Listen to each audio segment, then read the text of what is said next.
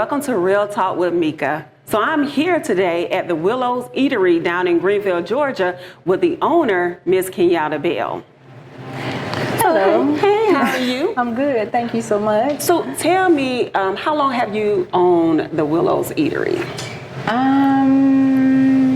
Actually effective yesterday. Wow.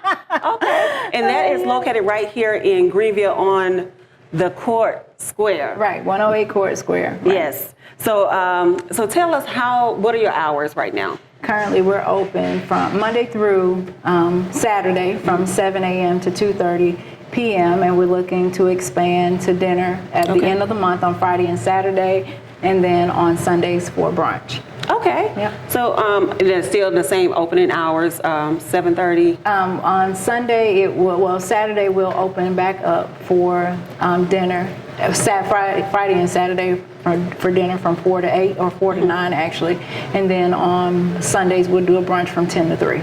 Okay. Yeah. Now, so Monday through Fridays, what are your menu items? Well, every morning I'm here at 5 o'clock making biscuits and gravy, cheese grits, sausage gravy, cheese grits, regular grits, eggs, cheese eggs, and home fries. And then at lunch we do a daily special, which is like a southern, more like a southern type thing where or soul food. Special with like a vegetable, meat, and then we do sandwiches like Reubens, clubs, burgers. We have an amazing burger and po' boy and stuff like that. So that's what we're doing for lunch. So you're very hands-on. So you say you come in and you make the biscuits and you're here at 5:30 in the morning. Right. I'm very hands-on. Very hands-on. Making sure that the customers know who I am and getting re-familiar in the community, because I think I graduated like 20 years ago. 28 years ago, I think like 2 weeks ago, I found out 2 of my classmates came in and had lunch on the day, the 28th anniversary of our graduation. So yeah. That is nice. So tell us the purpose or your vision for this area, this location, and being that you're right here in Greenville. Well, of course, it was not initially to own a restaurant. I was looking for a place, a building for my nonprofit, which is Epic Life, and we do a lot of counseling and coaching, and we also deal with food insecurities and housing concerns. And so I was looking for a place for that, and because like I stated, we deal with food insecurities, got really blessed with the opportunity when I found out that Miss Susan was retiring from the current building owner, Miss Linda Wilburn, who owned the art galleries here. And so when I contacted Miss Susan, she opened her kitchen for me to come in and work with her, and here we go. And so basically, buying the restaurant basically gave my personal life the opportunity to create another stream of income for myself, as well as a location for my nonprofit to put resources in a community that desperately needs resources. Yes. So what are some of the resources that you look to bring to this area? Well, through partnerships that I had in Southeast Georgia, we want to partner with a local nonprofit that has a pending application to feed children under the age of 18. And then also one of my partnerships in Southeast Georgia will have a pending contract to extend here to this area to feed senior citizens who receive Medicaid and Medicare. Okay, and so how has the support been from other local businesses? Actually, believe it or not, a lot of our traffic here are the employees that work around the Court Square or in the city of Greenville, as well as the other business owners. So everybody's been very supportive of the local church, especially directly across the street. From Greenville United Methodist, Pastor Dan, he eats in here breakfast every morning. him and his wife, or she eats in here like at least once or twice a week with him. And then the pastor from Russ Chapel, the retired pastor, he comes in here like a few times a month. And then, like I said, other business owners, Mr. McCoy, I think it's McCoy, that owns a funeral home down in Manchester. So even as far down as Manchester and Woodbury, everybody's kind of like being very supportive. Yeah, and that's good because I don't think there are many eateries in the area now. Well, actually, Greenville, we were three. There were three of us: Subway, Big Chick, and the Willows. Of course, Big Chick burned 3 weeks ago. I do apologize for that. Yeah. But our business has increased. So it's now we are we're it. Like as far as dine-in, eatery, something for more than a cold cut sandwich. Yeah. So and I'm happy about it. Yeah, I mean, this is a very nice, it's a huge area. Right. So being that it's so, spacious, do you see yourself having those live performances and stuff like that? Right. The last Friday of the month, we're looking to get into doing like a blues night or bringing out local artists. And then the fourth Saturday of the month, which is going into that same weekend that I'm doing my grand opening. Well, I'm first starting with Miss Susan, a retirement party on the 23rd, which is that fourth Friday. And then that Saturday and Sunday will be my grand opening weekend, which is going into my mom's birthday. That's July, right. And so Saturday, when the car show is going on, I'm asking cars to come down. Okay. And we're going to have some barbecue that weekend, and then that Sunday we'll do our first day of opening up with a brunch. Okay, nice. All of that's going on this month. Right. So there's plenty of time for people to go ahead. Now, do they need to make a reservation or anything like that? This time we, I tried the reservation and see how everything would go with that, but it was a storm that particular night. So it was intimate and quiet, but we're just going to be open, and I'm going to send out some invites to churches or flyers to churches and post some stuff on social media to let people know that we'll be open that weekend. So. Okay. And what was that grand opening dates again? For dinner, we'll be here for Miss Susan's retirement on Friday the 23rd. And we'll have a live performance by Mr. Horace Combs.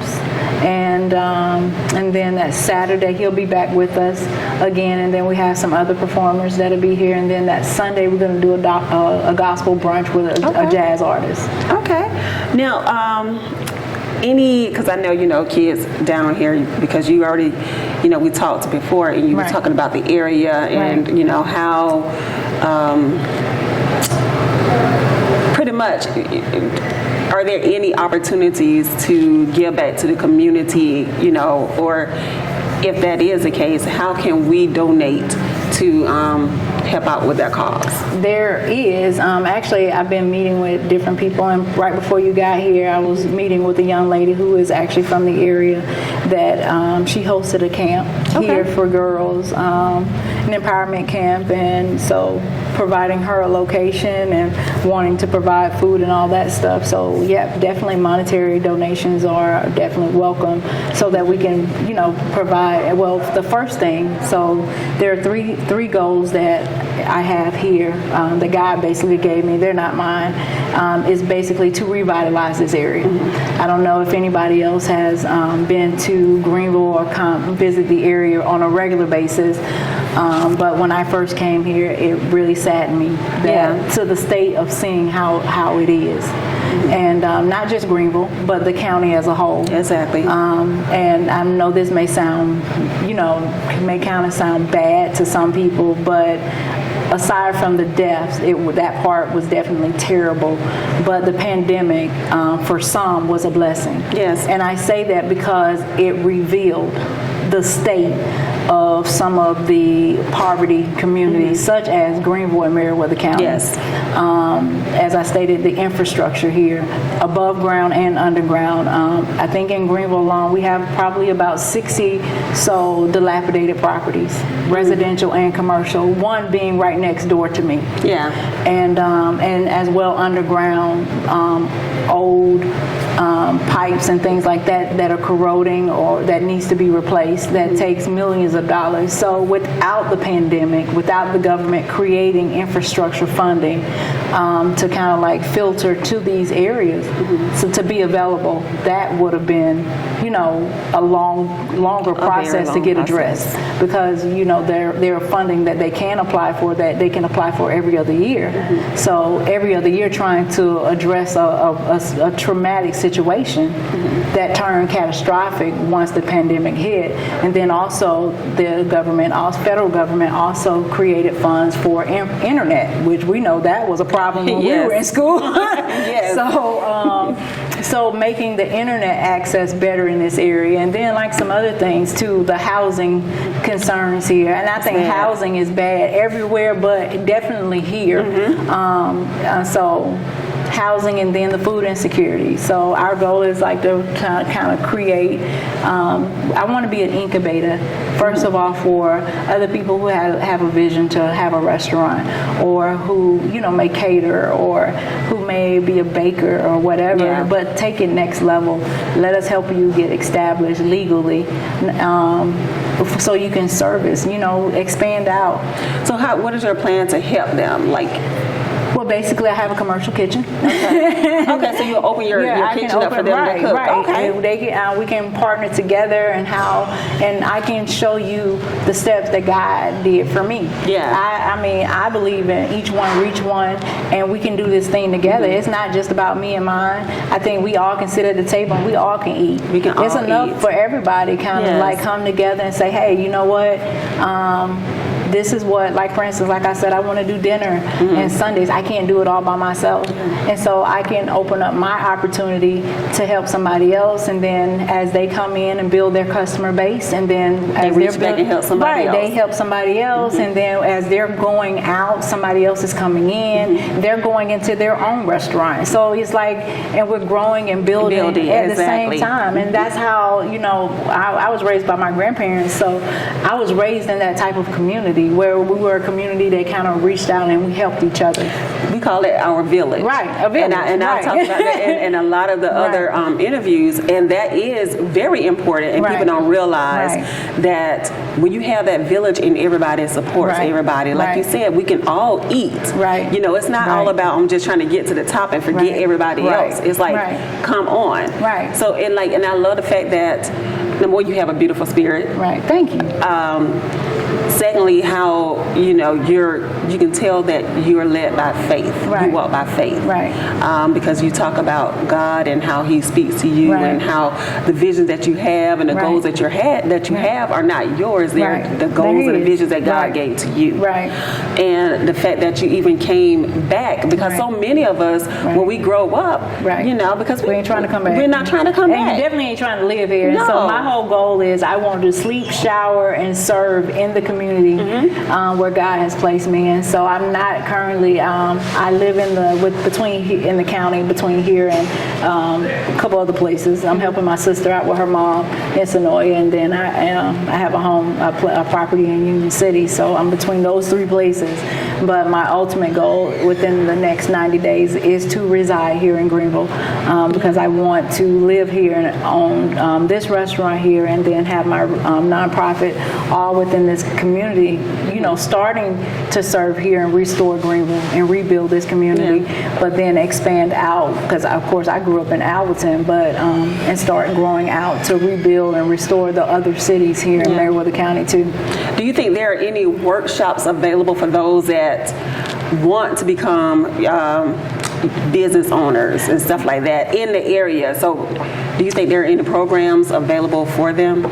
What we are actually doing now, we are in the process of applying to be a hub for entrepreneurs, and we want that to be located here at Willows. On this side, we have two separate areas, so we're going to make this more exclusive for that, to make it a workspace, as well as as I stated, a hub for entrepreneurs to help businesses get restored, and then create a partnership or mentorship with them, with younger people, so that they can dream and fulfill their visions and their dreams to becoming an entrepreneur or whatever field they want to study that they want to go into. Yeah, and hopefully, they will build right here in this area, to keep those resources and, to actually, I guess, breed other entrepreneurs and business owners because, as we sit here on the square, I remember maybe probably 5 years ago, a lot of those businesses were not even there. Right. So it was very just a courthouse and maybe whatever's over to the right. Those are the county offices to the right of the courthouse. And actually, there are not very many businesses that are open here. Yeah. You have the restaurant here that's currently now owned by me. And then next door is an art gallery that's owned by Miss Linda. She does consignment art, which is beautiful. Miss Annie Green, I'm not sure if you know her. She's a retired educator in LaGrange. Okay. Has beautiful artwork there. And then today she's featuring another artist. So she features other artists down at the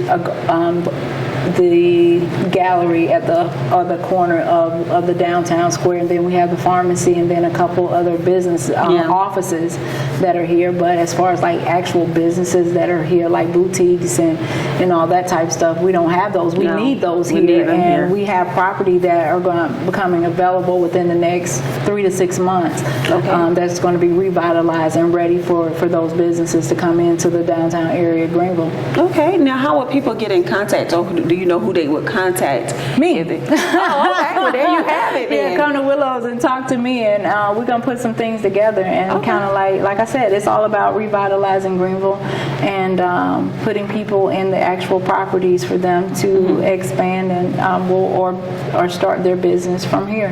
Okay. The opportunities are here. It's just basically stepping out on faith and doing it. And doing it. Right. That's the thing. Making a commitment to get it done because even the school that we all attended is, I think it's vacant, isn't it? The old high school where we graduated from. It has the Board of Education there and one other office.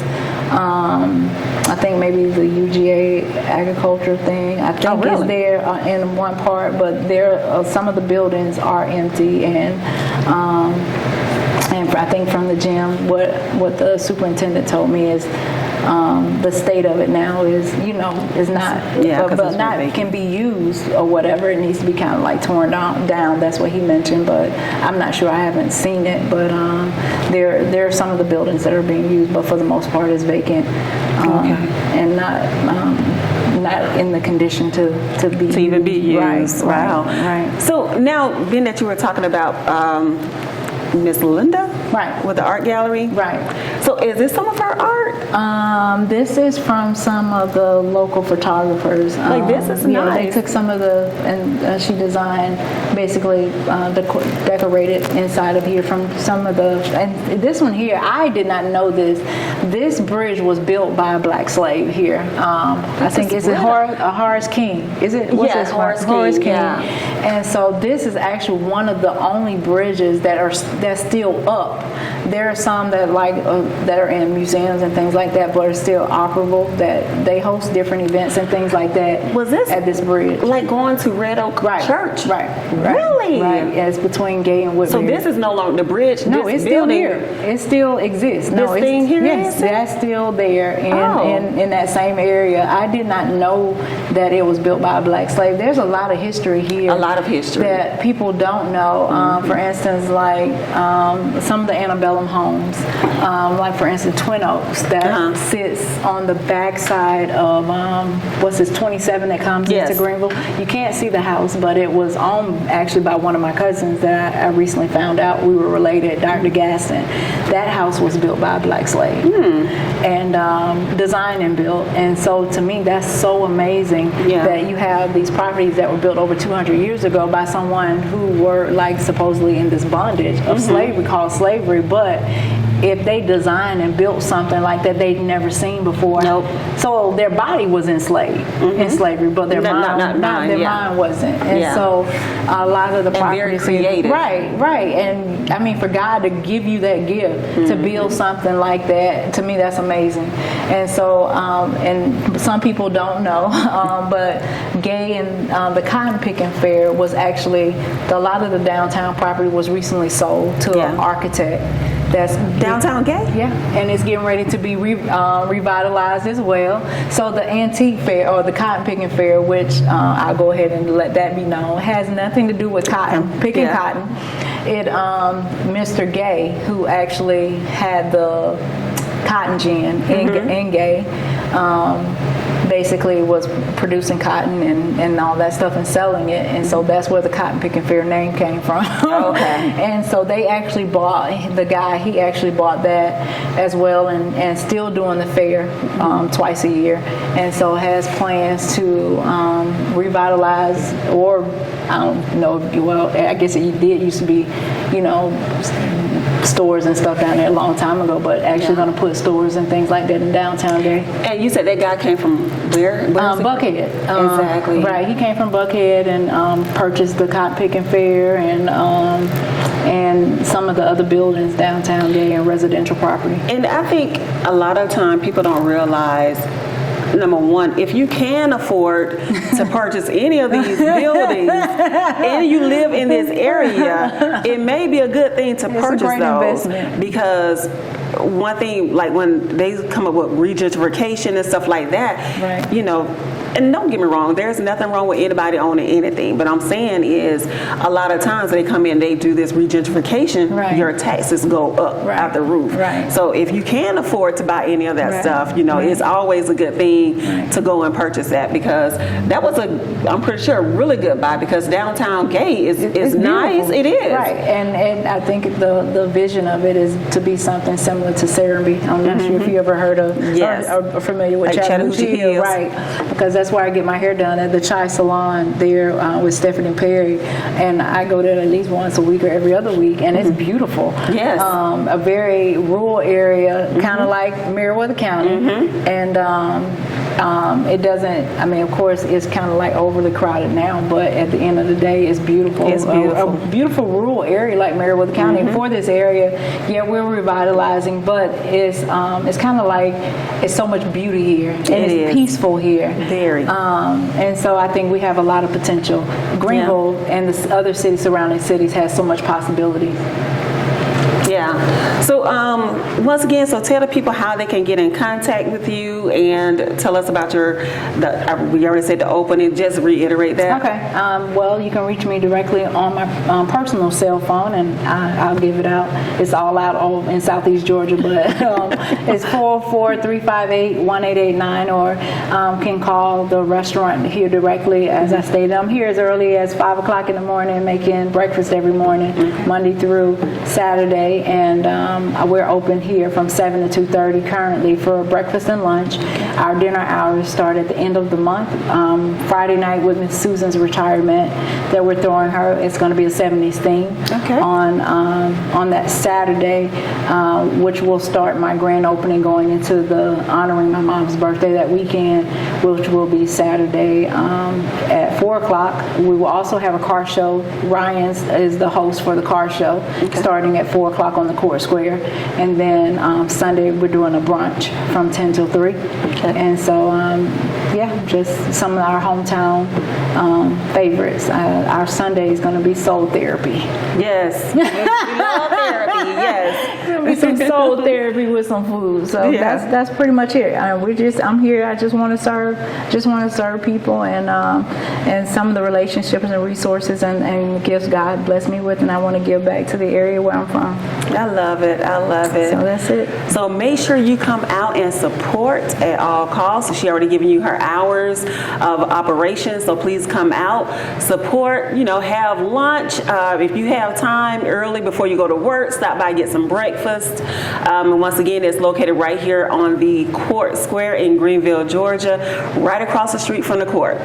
So you have anything to say in closing? No, thank you so much for coming out and joining us, and I look forward to seeing everybody come in and eat some breakfast or lunch or dinner. Yes. So hopefully I can get off in time to get down here and get some. So until next time, guys, thank you for watching, and please do support. Please do follow her page. It's on Facebook. It's the Willows Eatery, and we'll talk to you soon.